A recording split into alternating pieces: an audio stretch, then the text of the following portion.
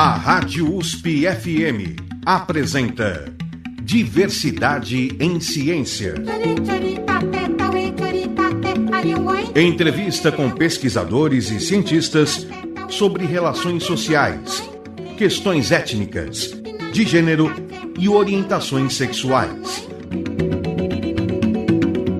Para apresentar Diversidade em Ciência, Ricardo Alexino Ferreira.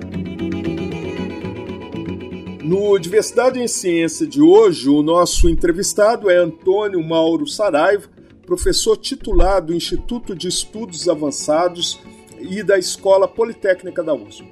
Ele é doutor e livre-docente em Engenharia Elétrica pela PoliUSP, na área de Tecnologia da Informação, no agronegócio e ambiente. Foi premiado como personalidade da tecnologia na agricultura pelo Sindicato dos Engenheiros no Estado de São Paulo em 2011 e recebeu também o prêmio da Associação Brasileira de Agricultura de Precisão por sua contribuição para a área no Brasil. Antônio Saraiva é membro do Grupo de Trabalho USP Políticas Públicas de Combate à Insegurança Alimentar e à Fome dos Institutos Nacionais de Ciência e Tecnologia do CNPq. No Diversidade em Ciência de hoje, Antônio Saraiva irá falar sobre inteligência artificial como ferramenta de combate à fome e à insegurança alimentar. Saraiva, é um grande prazer tê-lo aqui conosco. Ricardo, o prazer é meu, muito contente de estar aqui, conversar com você, rever você, né? Já nos conhecemos há algum tempo, da época dos NAPs, da Pró-Reitoria de Pesquisa, né? Nos encontramos agora com esse INCT e é um prazer conversar com você e com os seus ouvintes.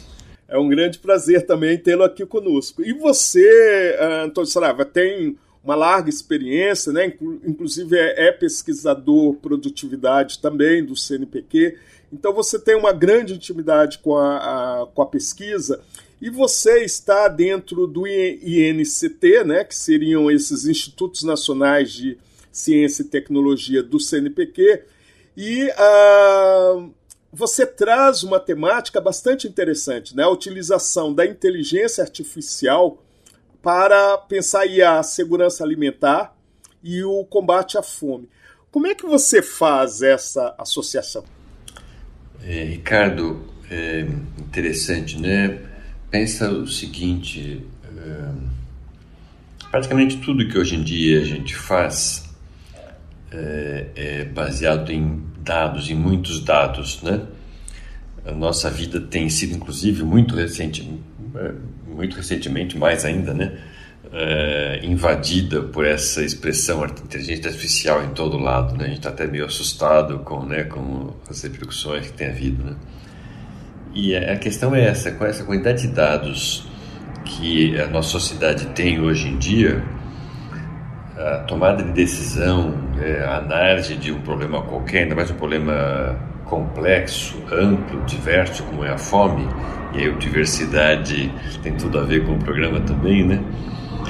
Ele não pode ser feito sem acessar e considerar essa diversidade de dados, né? E aí que a inteligência artificial entra. A inteligência artificial nos traz a possibilidade de manipular uma quantidade grande de dados, ou às vezes pequena.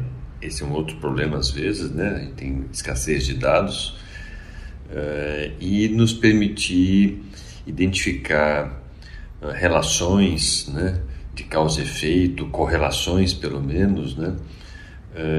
Às vezes insuspeitas, né? Insuspeitas porque são tantas variáveis, tantos dados que a gente humanamente não consegue ver essas relações, né? E, então a IA entra por aí como uma forma de nos capacitar, né? Aumentar a nossa capacidade de ver, no caso da fome, o que pode estar por trás, né, dessas múltiplas fomes, e que a gente talvez não esteja vendo, ou está vendo, mas não está tratando adequadamente, de forma a podermos mitigar esse problema, né? Diminuir esse flagelo que assola o mundo inteiro, em particular o Brasil. Porque quando a gente fala em inteligência artificial, vem muito da ficção científica na cabeça das pessoas, né? O que seria essa inteligência artificial? Então, eu te faço a pergunta, o que é inteligência artificial? Inteligência artificial, ela pode ser pensada como uma forma de simular o comportamento, o raciocínio humano, né?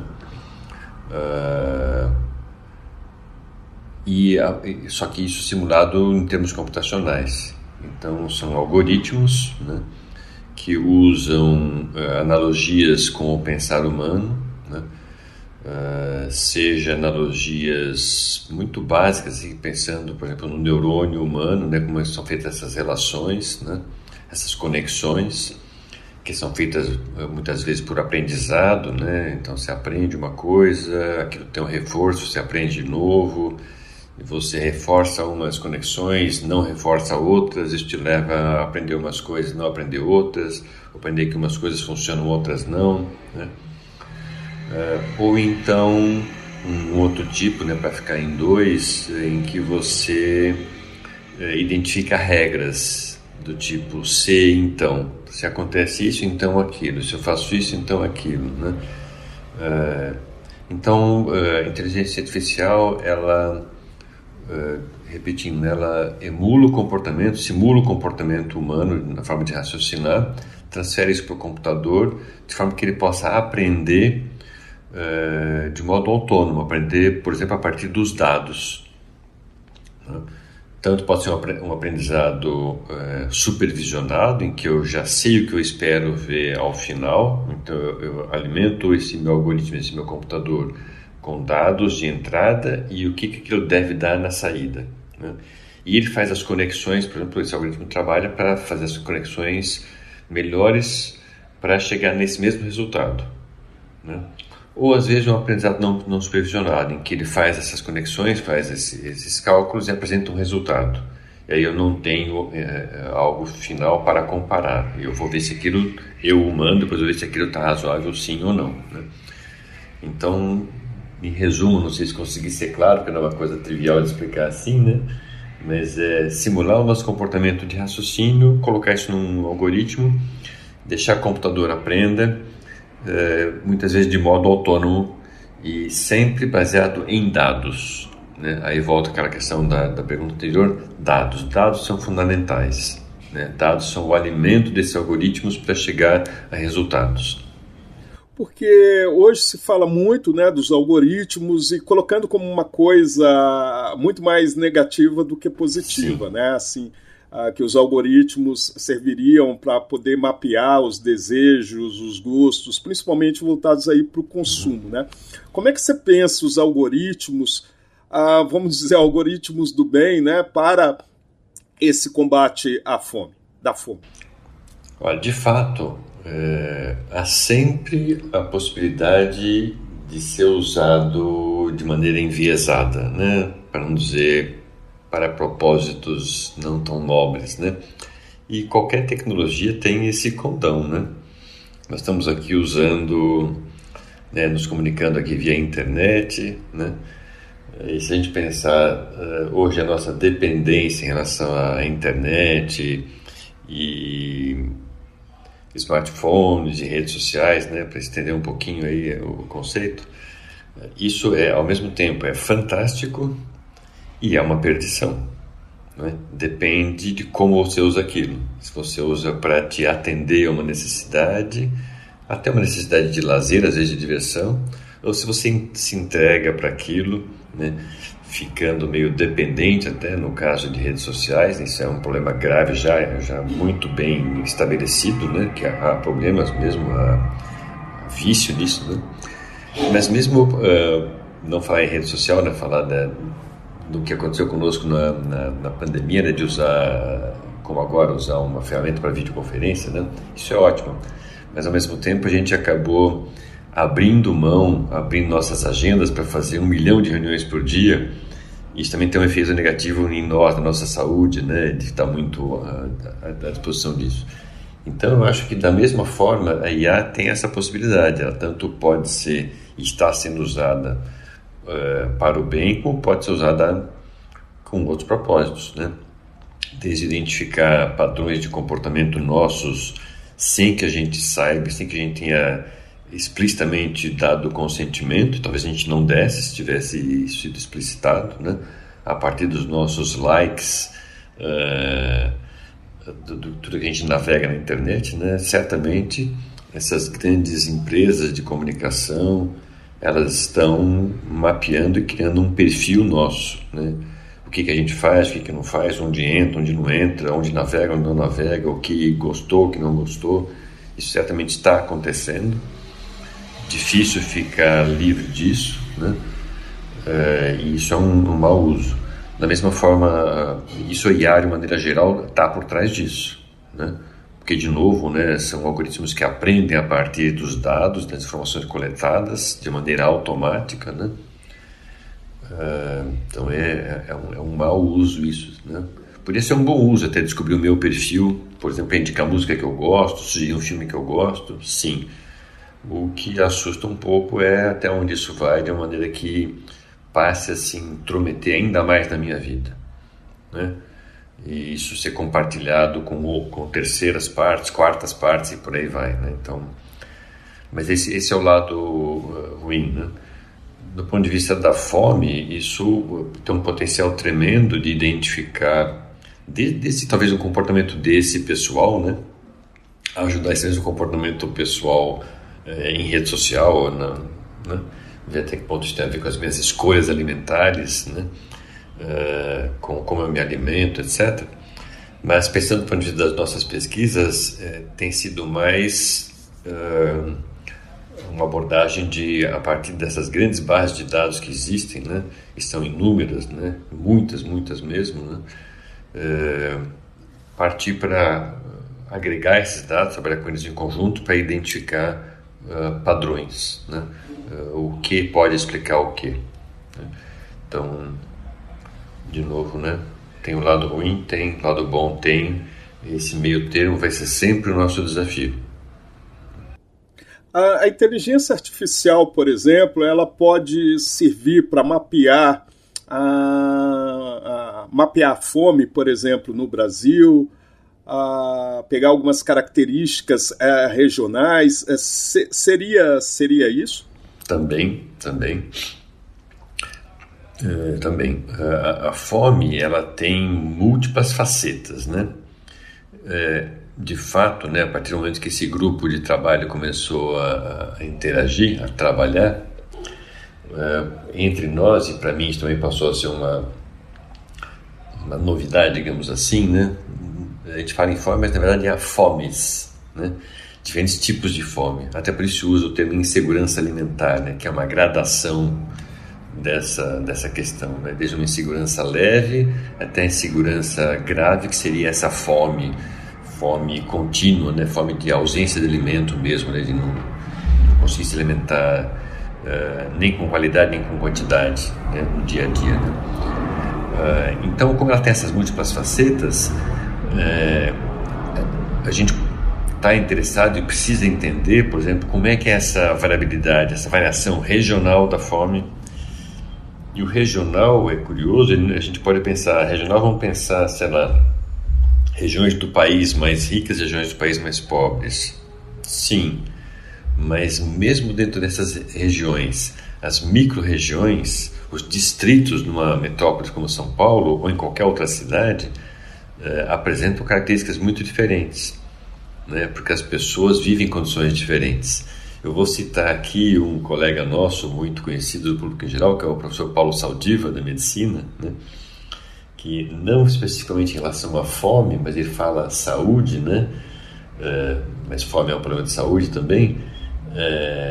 Saúde tem a ver com o CEP, né?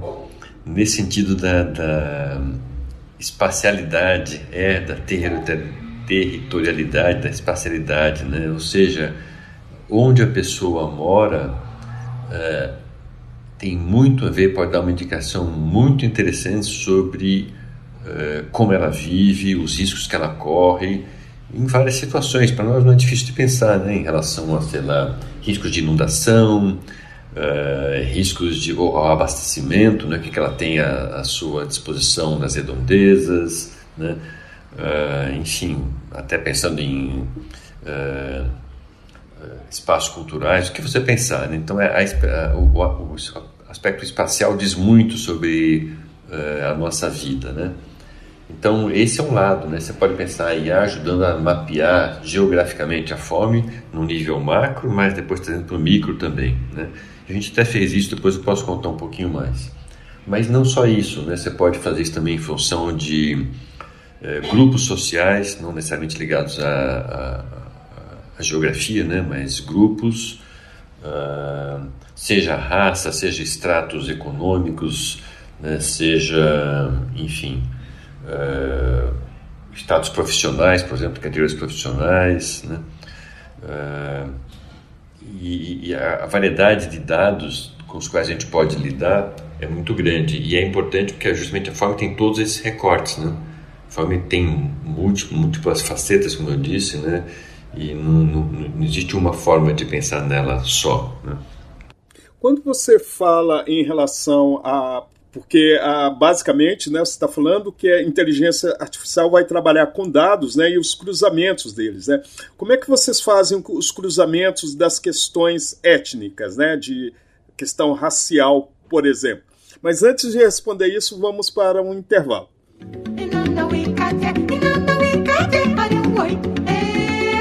Você está ouvindo Diversidade em Ciência.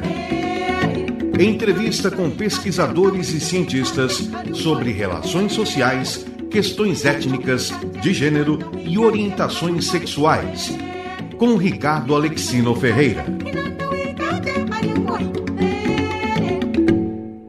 Você está sintonizado na Rádio USP, no programa Diversidade em Ciência, que tem como entrevistado Antônio Mauro Saraiva, professor titular do Instituto de Estudos Avançados, IEA USP, e da Escola Politécnica da USP. Antônio Saraiva é membro do Grupo de Trabalho USP Políticas Públicas de Combate à Insegurança Alimentar e à Fome, dos Institutos Nacionais de Ciência e Tecnologia do CNPq. No Diversidade em Ciência de hoje, Antônio Saraiva está falando sobre inteligência artificial como ferramenta de combate à fome e à insegurança alimentar. Pois é, Saraiva, no bloco anterior eu perguntei para você, porque você falou que a inteligência artificial aí, ela trabalha com dados, né? Então, assim, ela possibilita fazer cruzamento de dados. E eu perguntei para você como é que vocês trabalham, enquanto inteligência artificial, por exemplo, a questão racial. Essa é uma pergunta bem interessante, porque mostra justamente um exemplo de como o enviesamento pode resultar em coisas indesejáveis. Eu vou dar um exemplo que não tem a ver com fome, mas ficou muito conhecido há alguns anos, vários anos já, o tempo passa rápido, talvez há uns 5, 7 anos atrás, foi usada uma base de dados de faces, né, de pessoas, para reconhecimento facial nos Estados Unidos. E, enfim, um algoritmo de aprendizado foi usado em cima daqueles rostos, né, para poder classificar homem ou mulher, por exemplo, né. Isso está sendo muito usado cada vez mais, né, para identificar as pessoas, né, nas ruas. A China parece ter uma coisa muito avançada nisso, mas mesmo a gente vê hoje até bancos e em outros lugares, né, usando isso, celulares, né. Mas lá atrás, quando isso veio muito à tona, uma questão que a Michelle Obama teria sido identificada como homem. Por quê? Porque a base de dados usada tinha poucos rostos de mulheres negras femininas. Mulheres negras, né? E por conta disso, quando apareceu o rosto dela, o algoritmo não soube identificar aquilo como um rosto de uma mulher negra, né? Então foi classificado, se não me engano, como um homem negro, alguma coisa assim. Um erro crasso ali. Mostra então o fato de que é fundamental que o treinamento dessas redes, quando a gente vai usar a partir dessa abordagem, né, ele tenha a maior diversidade possível de tipos, né, para que esse algoritmo possa aprender com um todo mais representativo do que ele vai encontrar depois na hora de fazer a identificação e classificação, né? Bom, aí voltando para a tua pergunta, né, o recorte racial, né, ele pode aparecer a partir dos dados que a gente tiver. Então, se nós tivermos nas nossas bases de dados alguma coisa, alguma informação, algum dado que se refira ao viés ou ao aspecto raça, né, cor, né, isso pode ser usado, né? Se não tiver, não temos muito como fazer, a gente trabalha em cima dos dados que há. Mas evidentemente que a gente sabe que no Brasil em particular, né, esse é um recorte importante, né, por questões históricas, né, então acesso à educação, acesso a emprego, né, dificuldades diversas, isso vai dar uma diferença no impacto em cima de pessoas com diferentes tons de pele, né, em relação à suscetibilidade à fome, à insegurança alimentar, né, acesso a alimentos, pensando em outro aspecto da fome, né, ao tipo de alimentação, como ela se alimenta, do que ela se nutre, desde questões ligadas à dieta, e aí até pode aparecer questões culturais interessantes, até nada a ver com fome ou não, mas simplesmente uma questão da cultura daquilo, desse grupo, né? Mas até essa questão de como ela está mais exposta ou não. Isso pode ser feito a partir do momento que a gente tiver nos dados de origem essa informação, né, de se aquela pessoa, aquele grupo, se você vai associar aquilo com um extrato de cor, né, ou não. Se tiver, a gente pode fazer esse recorte, senão não tem como, né, a gente fica limitado pelos dados. E aí eu estou tentando lembrar aqui enquanto eu falo que recentemente a gente estava numa discussão, tem tido muitas discussões a respeito dessa questão de fome nesses últimos tempos, né, desgraçadamente, né, mas agora que temos um novo governo, isso passou a ser discutido do ponto de vista de vamos tentar resolver, né? Então, numa dessas conversas recentes, algum evento, alguém justamente levantava esse problema, né, que um estudo que foi feito não tinha o recorte, não tinha informação de cor naquele levantamento e, portanto, aquilo não podia ser usado para identificar se aquilo tinha alguma relação ou não, né, com a cor da pessoa, né? E aí a pessoa que perguntava, né, a respeito disso, não seria possível incluir num próximo levantamento, né?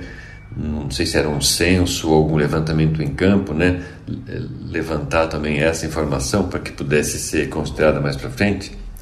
Então, eu não te respondo, né, porque é uma resposta que, como eu disse, vai depender, né? Se eu tiver o dado na origem com esse recorte de cor, com essa formação de cor, eu posso fazer essa associação, né? Se não tiver, eu não posso. Tanto essa como outra qualquer, né? O grau de instrução, tipo, emprego. Porque, por exemplo, a população negra, né, ela é acometida por alguns tipos de doenças, né, como anemia falciforme, pressão alta, diabetes, né? E cruzando os dados de hábitos alimentares é possível, então, calcular até mortalidade. Sim, é verdade. Então, só confirma nessa questão de que os dados são fundamentais. Agora, quem vai alimentar essa inteligência artificial com dados? Então, a proposta é fazer cada vez mais censos? Porque aí precisaria aí que houvesse uma alimentação de dados, né? Como é que se daria esse processo? Você toca num ponto que é crucial para o nosso trabalho, não só o nosso trabalho enquanto pesquisa, mas até o que a gente, como grupo de trabalho, apontou em relação a isso. Eu digo, o eixo, né, as pessoas que lidam com essa questão de IA apontaram como uma demanda de políticas públicas em relação à fome, políticas em relação a dados, né? Porque já que os dados são a base para tomar decisão, né? Se a gente não tiver dados, informações, não tem como a gente tomar uma decisão bem embasada, é necessário que a gente tenha esses dados. E aí nós esbarramos em vários problemas. Um é a questão do censo, ou dos censos, né? Há mais de um tipo de censo. Tem o grande censo nacional aí, que não foi feito em 2020, acabou sendo feito o ano passado, né? Terminado ano passado, terminando ainda, na verdade. Então é fundamental que ele seja feito, né? Feito com qualidade. Eu sei que ele já é extenso, então não dá para pedir para inserir muitas coisas a mais. Então ele é um aspecto fundamental. Existem vários outros tipos de levantamento de dados que são feitos em outras escalas e por outros órgãos, né? Alguns são pesquisas, então colegas nossos fazem pesquisas em alimentação ou em saúde de maneira geral, né? E esses dados podem estar disponíveis, mas também muitos dados são gerados a partir de outras iniciativas ou de serviços de governo. Por exemplo, esses dados de saúde, né? As UBSs, UBAs, SUS de maneira geral, né, todo o sistema de saúde gera uma quantidade enorme de dados, né, para citar um exemplo, mas haveria outros exemplos de sistemas públicos, né, vou citar outros, né, produção de alimentos, por exemplo, né, produção, quantidade, o tipo de alimento que é produzido, digo alimento na base ali, né, agricultura, né, mas mesmo depois, né, produção já industrializada, tudo isso é possível dado de entrada para esse algoritmo de inteligência artificial. Né? Possível por quê? Porque às vezes, muitas vezes, a dificuldade é ter acesso a esses dados. Por algumas razões, e aí que no GT a gente aponta essas questões. Né? A gente vive ao mesmo tempo uma sociedade, dita sociedade da informação, que a gente sabe que dados são fundamentais, que quem tem dados tem uma riqueza enorme, então os países têm que se mobilizar, né, para valorizar essa questão de coleta de dados, né? Mas muitas vezes esses dados não estão disponíveis, né? Ou não estão disponíveis absolutamente, ou estão disponíveis, mas com grande dificuldade, mesmo dados públicos. Apesar que a gente tem uma lei de acesso à informação já de vários anos, que supostamente, né, ela nos daria acesso a qualquer dado governamental levantado pelo governo, né? E esses dados que a gente quer ter acesso nem são dados sigilosos. Claro que dado que envolva o nome de uma pessoa, ele tem que estar protegido e não vai ser divulgado, mas você pode ter o dado da população, até por pessoa, mas anonimizado, né? Sem dizer que é o dado do Ricardo ou do Saraiva, né? De um X e de um Y ali, né? Então uma grande batalha nossa é por esses dados se tornarem abertos, acessíveis, né? Mesmo que seja com alguma restrição, né? Essas restrições de sigilo da pessoa, né? De algum termo de compromisso de uso, mas eles precisam estar abertos, acessíveis, e muitas vezes não estão. Então isso nos impede de usá-los para alimentar esses algoritmos, né? Agora uma coisa, por exemplo, nós estamos terminando ainda o censo, né? Do Brasil, e com muita dificuldade ainda tem várias pessoas que ainda não responderam, né? Que é um alimentador de dados por uma inteligência artificial. Sim. E nós, assim, ainda temos dificuldade de conseguir esses dados, né? Tem alguma estratégia para conseguir esses dados de uma maneira mais rápida, mais dinâmica?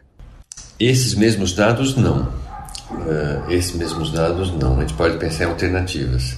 Para esses mesmos dados, esses dados de censo, ou dados de SUS, etc., o que a gente precisa é de, primeiro, garantir políticas públicas que garantam o acesso a esse dado, né? Então, não pode ser proibido, não pode ser uma via crucis, né, conseguir ter acesso a esses dados, né? Claro que selecionando quem pode ter acesso, quem não, que tipo de dado, né, zelando pela privacidade das pessoas. Então isso tem que ser uma política. Segundo, é preciso investir nos setores de tecnologia de informação desses órgãos estatais, desses sistemas estatais, SUS, em geral, né, todos os sistemas federais, aí, estaduais, municipais, né, precisam ter gente competente de TI para poder receber esses dados, né, tratar esses dados, até tratar questões às vezes, de qualidade de dados e torná-los disponíveis, porque tornar disponível um dado como esse, a gente quer uma disponibilidade via internet. Você não quer ter que ligar para alguém, achar um telefone de alguém, ligar para lá, eu preciso desse dado aqui, tá bom, me manda um disquete, né, que eu vou te, né, ou me manda um pendrive. Não, tem que ser acesso via internet direto, né? Baixar uma planilha, no pior dos casos seria baixar uma planilha, né? Mas até pode ter formas mais automatizadas do que essa. Isso demanda ter uma infraestrutura de TI nessas organizações, né? Nessas equipes, nesses órgãos, né?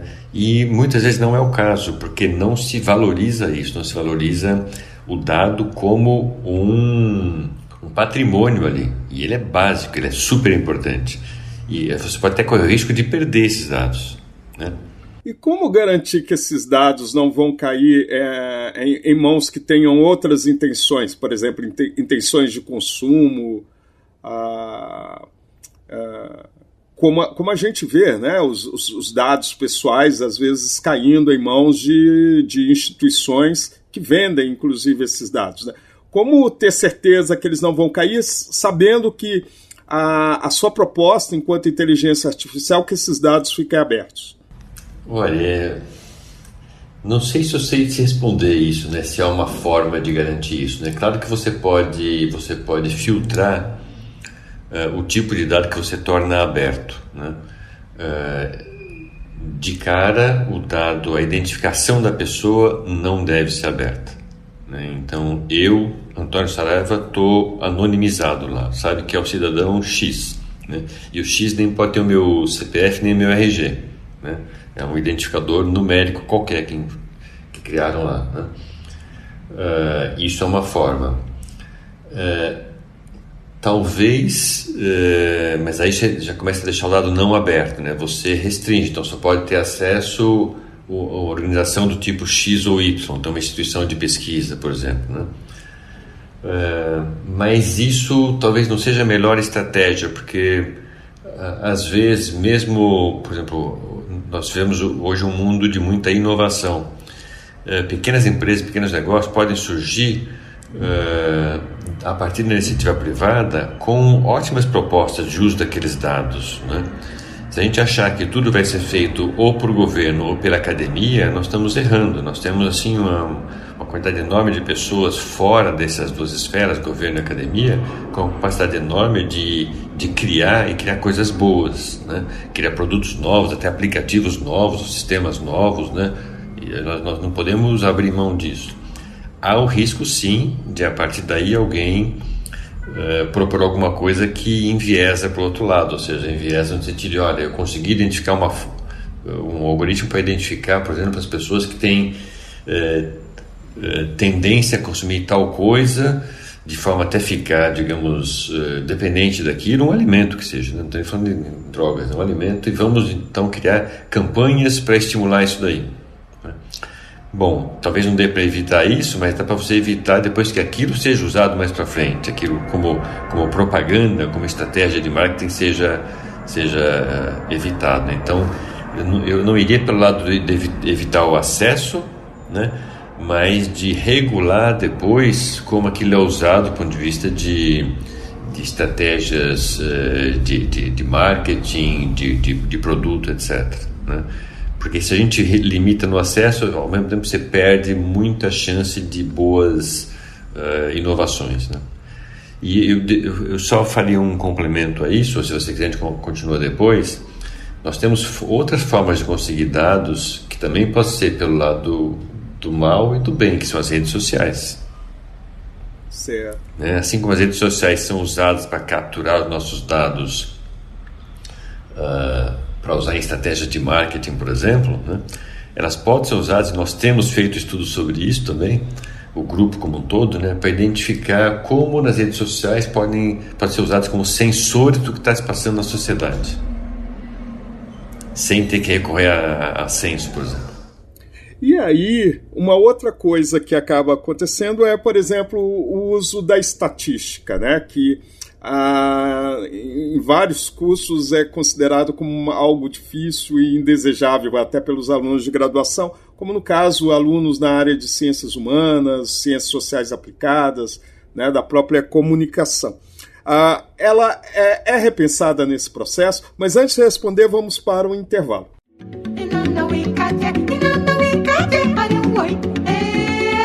Você está ouvindo Diversidade em Ciência.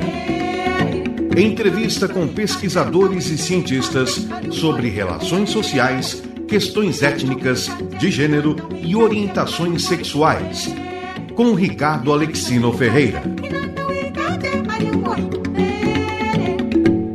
Você está sintonizado na Rádio USP, no programa Diversidade em Ciência, que tem como entrevistado Antônio Mauro Saraiva, professor titular do Instituto de Estudos Avançados e da Escola Politécnica da USP. Antônio Saraiva é membro do Grupo de Trabalho USP Políticas Públicas de Combate à Insegurança Alimentar e à Fome dos Institutos Nacionais de Ciência e Tecnologia do CNPq. No Diversidade em Ciência de hoje, Antônio Saraiva está falando sobre inteligência artificial como ferramenta de combate à fome e à insegurança alimentar. Pois é, Saraiva, no bloco anterior eu perguntei para você sobre a questão aí da estatística, né? A estatística ela muda de formato, de epistemologia, ela sofre alguma mudança frente à inteligência artificial? Eu acho que a mudança que ela sofre é ela passar a ficar ainda mais importante. Acho que é isso. A estatística ela entra fortemente em tudo isso que a gente chama de inteligência artificial, ciência de dados, né? As fronteiras entre essas áreas não são bem definidas, né? Porque você sempre está trabalhando com elas ou pode trabalhar com elas em conjunto, né? Você mencionava, né, que é uma dificuldade para muitas pessoas, né? Todo esse lado, não só estatístico, mas matemático, que acho que é um problema, na verdade, básico nosso, Brasil, aqui, de educação, lá na base, né? Você vê que tem outros povos que não têm aptidão genética diferente da nossa, eu não acredito nisso, né? Senão que eles são acostumados desde cedo, educados, mais do que treinados é uma palavra ruim, mas educados, né? E acostumados a pensar matematicamente, sem que aquilo seja um terror, né? Seja algo assustador. Então acho que é mais uma questão da forma como a gente é exposto a isso, né? E eu diria que cada vez mais isso é fundamental, né? A gente fala de estatística, mas eu diria a computação de uma maneira geral, esse pensamento lógico, né? É uma das grandes necessidades que a gente tem que mudar no nosso sistema educacional, que é para as crianças terem esse pensamento desenvolvido cada vez mais desde cedo, e sem que isso seja um trauma, né? Claro que isso vai passar porque nós temos docentes aptos a fazerem isso, né? A estimular a criança e não assustar a criança, guiar a criança e não desviar a criança, né? Não é nada fácil isso, né? Porque é todo um quadro que precisa ser mudado ainda, desde uma cultura de rejeição, né? Que algumas áreas têm. Então as pessoas vão para estudar uma área porque eu vou para isso aqui porque eu não sou bom de matemática. Triste isso, né? Tem que ir para essa área porque eu gosto disso, não porque eu não gosto da outra, porque eu tenho medo da outra, né? Mas enfim. Isso porque a matemática parece ser transversal, total, né, a todos total, os conhecimentos, né? Total, é uma coisa que é meu isso, né? Eu sempre gostei muito de matemática, física, química, ciências em geral, né? Na verdade eu gostava de tudo, gosto de tudo. E eu sempre gostei isso é época de ginásio, colégio, né? Eu gostava de ver aquilo na vida, né? Então, até hoje, né? Curiosidade, né? Eu me divirto lavando louça, fazendo coisa qualquer dessa em casa, pensando na física e na química daquilo. Entendeu? Bem que para algumas pessoas é muito exótico. Eu concordo. Né? Se divertir pensando na física. Mas eu entendo que é assim que devia ser o nosso aprendizado, né? Se você usa o que você aprendeu para entender por que as coisas acontecem, né? As coisas acontecem no nosso mundo, elas acontecem fisicamente, quimicamente e matematicamente, e biologicamente. Se você tem alguma noção daquilo, você transita melhor pela vida, né, nessas coisas, né? E acho que, do fundo, o ensino devia ser para isso. Agora, o Brasil é um país de dimensões continentais, né? E a gente sabe que poucas pessoas têm acesso, de fato, à internet, a computadores e mesmo à luz elétrica, né? Aí como é que fica, por exemplo, a inteligência artificial em sociedades ribeirinhas do Amazonas, por exemplo? Como é que capta esses dados? Como é que se realiza esse tipo de tecnologia tão avançada em áreas que ainda falta até luz, né? Sim. Isso vale. Uma área que eu mexi muito na agricultura, né? E a agricultura vale a mesma coisa, né? Você desenvolve equipamentos e tecnologia, sistemas de ponta, né? Para a agricultura de precisão, por exemplo, você mencionou uma coisa que eu recebi lá. E aquilo vale muito para grandes produtores, para grandes máquinas, né? Mas não se aplica tanto para produtores de menor escala, né? Menor tecnologia, justamente porque eles não têm acesso a isso, né? Isso eu acho que faz parte dos nossos problemas a enfrentar, né? Como universalizar isso aí, como fazer isso chegar a todos, dos dois pontos de vista, tanto de como a gente chega a essas pessoas para entender os seus problemas, captar dados delas, saber suas realidades, para que a gente possa alimentar os sistemas e, num feedback, aí, fazer chegar a elas as políticas de fome, de agricultura, de meio ambiente, de saúde, que precisam chegar até elas. Então, como capta o dado para depois levar para elas alguma política, né, algum benefício, né, alguma inclusão na sociedade. Também como fazer chegar até elas. Você falou que você precisa ter luz, pelo menos, para poder ter internet, para poder ter um celular. Aí, para ter celular precisa ter um sinal de celular, um sinal de satélite, que aí é muito caro, né? Então é um dilema de um país como o nosso, sem dúvida, né? Não é fácil, não será fácil fazer chegar para ribeirinhos do Amazonas, por exemplo, telecomunicações, né, como a gente tem numa grande cidade, né? O custo é alto, certamente. A tendência é que há empresas pensando nisso, porque não é só o Brasil que tem esse problema, né? Claro que outros países como os Estados Unidos, eles são muito mais geograficamente bem distribuídos, tem população mais distribuída, né? E não tem uma floresta amazônica com toda a dificuldade de acesso lá, né? Mas há outros países, há muitos outros lugares do mundo que você tem essa dificuldade de acesso, ou por montanhas, ou por florestas, ou por, enfim, tamanho, né? Então, há empresas interessadas em explorar isso comercialmente. Então, colocar outros conjuntos de satélites, por exemplo, que possibilitem acesso a um custo mais baixo, acesso a telecomunicações nesses lugares. E energia, isso é resolvível, né? Com energias alternativas, com energia solar, com energia eólica, né? Isso dá para resolver. Né? Pequenas centrais hidrelétricas, isso dá para resolver. A energia acho que não pode ser um problema atualmente. Mas não deveria ser. Né? Problema de acesso a telecomunicações, isso sim continua sendo uma dificuldade que tende a diminuir nos próximos anos. A questão legal, né, da legislação, porque a gente está falando aí do armazenamento e uso de dados, né, mesmo que não são nominais, né, mas você tem dados sobre toda uma região, né, como o hábito dela, como ela funciona e tudo mais. Se está pensando também numa legislação mais rigorosa em relação ao uso desses dados, envolvendo aí a questão da inteligência artificial? Existe um grupo, ou mais de um grupo, mas o grupo que eu quero me referir é um grupo com assento, com escopo de governo federal, né? de criar uma estratégia nacional de inteligência artificial, né? e que abarcaria também essa questão de dados, né? Eu não estou por dentro do que está sendo feito nesse grupo. Colegas lá do Centro de Inteligência Artificial da USP, do qual eu faço parte, estão envolvidos nisso. Então, talvez em alguma outra oportunidade a gente possa pedir para eles esclarecerem isso. Mas certamente isso é uma preocupação,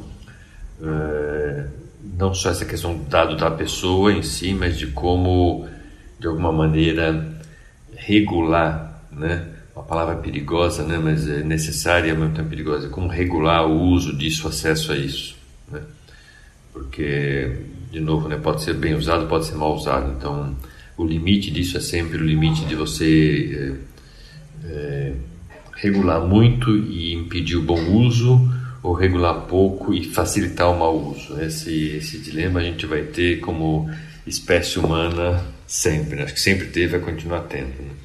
Então, existe um grupo, sim, no Brasil pensando nisso, mais de um grupo, né, academicamente, mas o próprio Centro de Inteligência Artificial da USP tem um subgrupo, né, um eixo, como a gente chama, um desafio, como a gente chama, para tratar dessa questão, mas também é uma iniciativa em esfera nacional. E você deve lembrar que há pouco tempo houve até uma proposta de uma moratória, né?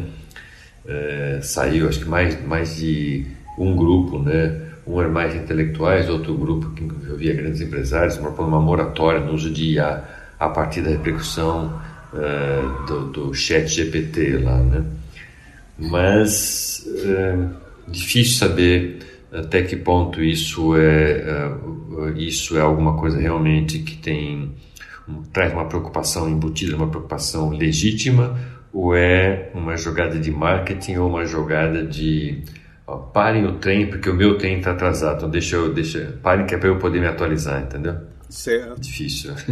Outra coisa também, o Brasil, ao mesmo tempo que tem pessoas passando fome, tem um desperdício significativo de alimentos, né? Desde grãos que se perdem nas estradas, ou em centros como o CEAGESP, por exemplo, muitos alimentos desperdiçados nas feiras e tudo mais. A inteligência artificial, ela pode fazer essa redistribuição de alimentos desperdiçados? Poderia, sem dúvida. Ela pode ajudar a mapear essas perdas, por exemplo. Enfim, a inteligência artificial, a computação pode tantas coisas que, por exemplo, né, você pode ajudar a melhorar as condições de armazenamento, né, desses produtos para evitar perdas por más condições de temperatura e umidade, por exemplo, né? Armazenamento, transporte, melhorar a logística para, de novo, melhorando a logística, você diminui o tempo de transporte, o tempo que está exposto entre a colheita e o consumo, e, portanto, ele se deteriora, que é um produto vivo, né? Poderia ajudar também a mapear uma rede de possíveis doadores e consumidores, né? Enfim, são possibilidades enormes aí. Acho que um desafio nosso é estabelecer algumas prioridades e trabalhar para que elas funcionem, né? Porque possível isso tudo né? Não é nada nem muito, assim, complicadíssimo de fazer, né?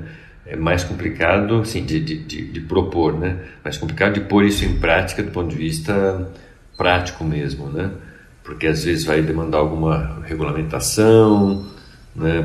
Mesmo essa questão de distribuição de alimentos, ela muitas vezes tem uma dificuldade legal até, né? Porque alguém pode ser imputado, né? Penalizado se distribuir um alimento de má qualidade, então pessoas não querem se expor, preferem perder do que se expor.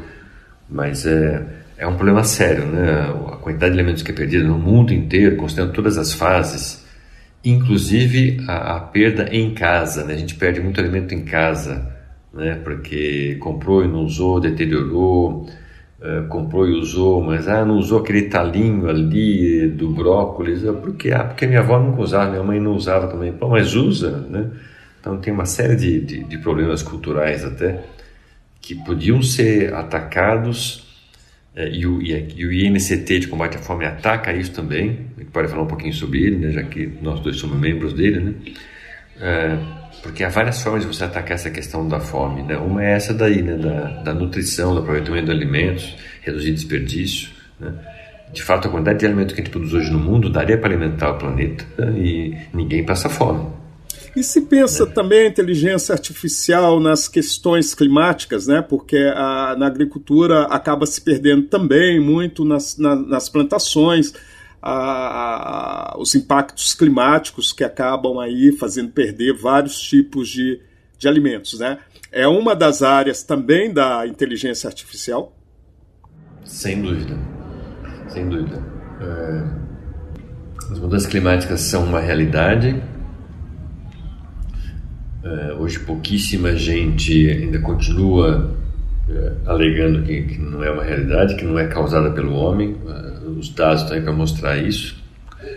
E justamente a IA pode ajudar a criar esses modelos que, primeiro, comprovam que é um fator humano, né, que está causando principalmente humano, causando essa mudança do clima, e depois a IA pode entrar, está entrando no sentido de criar modelos para ajudar a entender o clima dinamicamente, né, com essa dinâmica agora, com essa possível mudança, né, com o aquecimento global, né.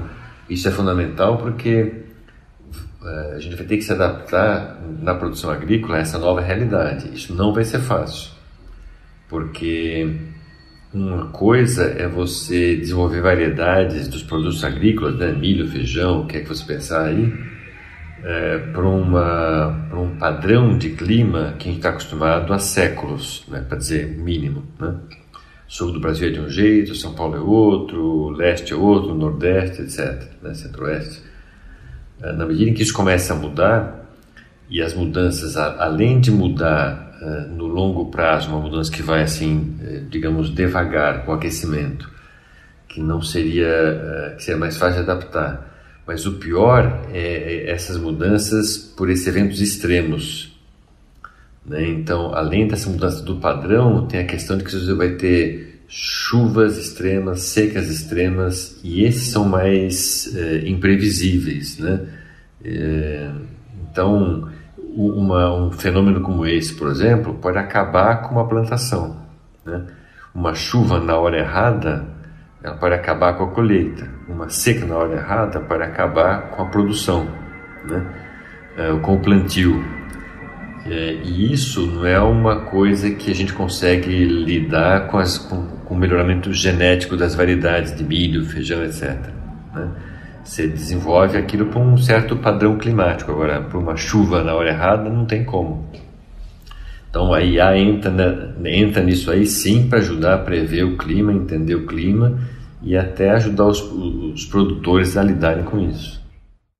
A USP está preparada, já que você faz parte desse grupo, eu diria, pioneiro, né, que está puxando a questão da inteligência artificial.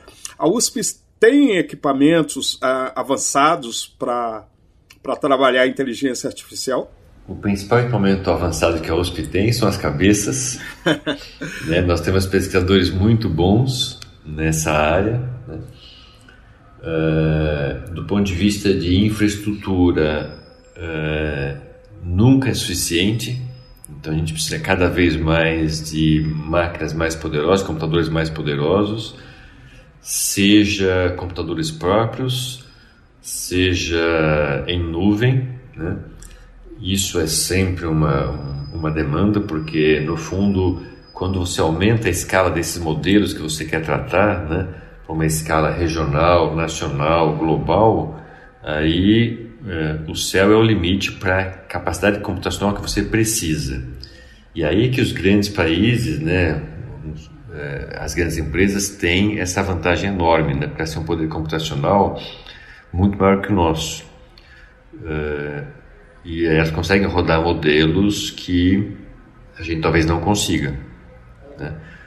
Então, essa é uma dificuldade, não diria que é a dificuldade da USP, é do sistema de pesquisa do Brasil enquanto nação, né? Ter uma infraestrutura computacional que esteja à nossa disposição para fazer esses trabalhos. Veja, a própria previsão do tempo, a nossa, se não é melhor, é porque a gente não tem computador suficiente para rodar os modelos. A gente tem cientistas de clima, né, climatologistas, de altíssimo nível, né? A gente enfrentou dificuldades tremendas para colocar no ar e manter no ar. Aquele supercomputador foi comprado e está lá instalado no LNCC, lá no Rio de Janeiro, né, que o Santos Dumont, foi batizado de Santos Dumont. Às vezes não tinha dinheiro para pagar a conta, né, porque conta muita energia, né? Então... Pois é, isso que você coloca, né? A gente tem cabeças pensantes, relevantes, você é uma delas, né? E tem toda a sua equipe, a USP, aliás, em todas as áreas, né? Mas a gente vive num país em que uma peça quebra, não tem reposição, e depois também de 4 anos também que a gente teve, ainda atrasou ainda mais. Mas nós estamos chegando ao final dessa edição do Diversidade em Ciência. Fica o convite para que você volte mais vezes aqui para falar desse campo que é tão importante. Quero muito agradecer a sua presença aqui. Ricardo, eu que agradeço mais uma vez, foi um prazer estar aqui com você, revê-lo, conversar com você e falar um pouquinho desse campo que é fundamental, né? É uma realidade e cada vez mais será real nas nossas vidas. Então nós precisamos trabalhar, nos preparar para isso. E realmente esses grupos dos quais nós fazemos parte, né, o INCT de Combate à Fome, o Centro de Inteligência Artificial, são locais onde nós temos muita gente competente para isso. Exatamente. Obrigado mais uma vez pelo convite e estou à disposição. Muito obrigado, eu que te agradeço e volte mais vezes. Obrigado. Chegamos ao final de mais uma edição do Diversidade em Ciência, que teve como entrevistado Antônio Mauro Saraiva, professor titular do Instituto de Estudos Avançados e da Escola Politécnica da USP. Antônio Saraiva é membro do Grupo de Trabalho USP Políticas Públicas de Combate à Insegurança Alimentar e à Fome dos Institutos Nacionais de Ciência e Tecnologia do CNPq. No Diversidade em Ciência de hoje, Antônio Saraiva falou sobre inteligência artificial como ferramenta de combate à fome e à insegurança alimentar. O Diversidade em Ciência tem produção e apresentação de Ricardo Alexino Ferreira, operação de áudio João Carlos Megali. A música tema Chori Chori, apresentada no Diversidade em Ciência, é dos indígenas Jaboti de Rondônia, resgatada e reelaborada por Maluí Miranda no CD Iru. Entre em contato conosco pelo site radio.usp.br. Até o próximo programa. A Rádio USP apresentou Diversidade em Ciência, com Ricardo Alexino Ferreira, o programa das relações sociais, das questões étnicas, de gênero e orientações sexuais. Porque discriminação é falta de conhecimento.